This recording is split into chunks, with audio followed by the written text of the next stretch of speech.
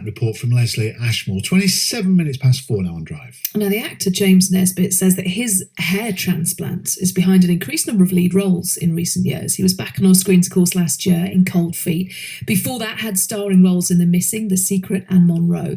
The 52-year-old started treatment for his thinning hair back in 2007 and has just undergone his last course of hair replacement. So just how important to a man, to any of us really, is a full head of hair. Spencer Stevenson is one of the UK's leading hair loss mentors. Spencer, hello. Hi, how you doing? Yeah, very well, thank you. I mean, we said that you're a hair loss mentor. If somebody like James Nesbitt comes out and says, look, actually, when I had my hair replacement, it's made the world of difference, does it make it harder to tell people it'll be okay if you've got thinning hair?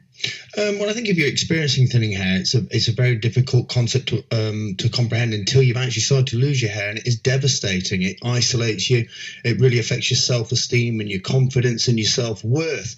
And I think the likes of James Nesbitt coming out and coming forward is going to break down some social stigmas around hair loss and hair transplants. And I think, personally, I've had several hair transplants over the years. I dealt with hair loss. It really affected me. It traumatized me.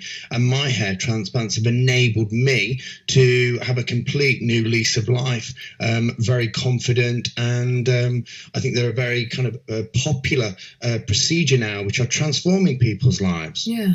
Why was it for you, Spencer, that you decided that you would have a hair transplant rather than just adjusting the way you saw yourself, as so many people do? Yeah, well, at a young age, I was 21 when I started to lose my hair, and I tried.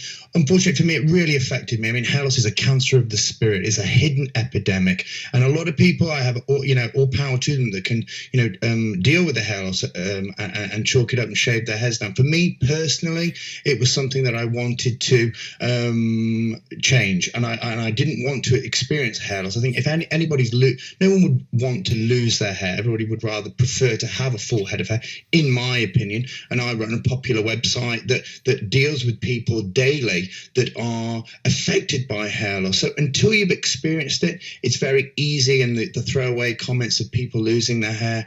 But until you actually lost your hair, you then understand how traumatizing it actually is. Have you ever dug into, Spencer, why it was that it had that real effect on you? Was it the way that you saw yourself in the mirror? Was that you felt like a different person, or the way that people looked at you? Because it clearly had a really profound effect on you. Indeed. I mean, hair frames your face. It gives you your identity. And I had a big, full, thick head of hair at a young age. So when I started to lose it, it really did change my identity, and it changed the way I felt about myself and my self-confidence. So, hair is a very vital part, a component of your personality, in my opinion. And I think, like I say, until you start to lose your hair, it's a very difficult thing to understand, and people can relate to it. We run a very popular radio show called The Bald Truth, where hundreds of thousands of people tune in to relate and share their experiences with regards to hair loss and how it's affected their lives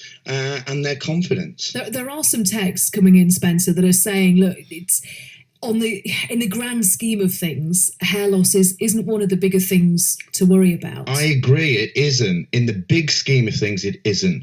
But when it happens to you and it affects you, then if you can and want to do something about it, there are available treatments out there. I'm not saying everybody's going to feel the same about hair loss when you're experiencing it. But for me personally, it really affected me. And it is a hidden epidemic. There is a multi-billion-dollar industry for a reason. People do become isolated, they become desperate, they become vulnerable, and they want to restore and regain and stop the progression of hair loss. It's a fact. Spencer, thank you. Spencer Stevenson, who's a hair loss mentor. Thank you for your takes that I referred to there that were coming in during that. Not all of you. I mean, some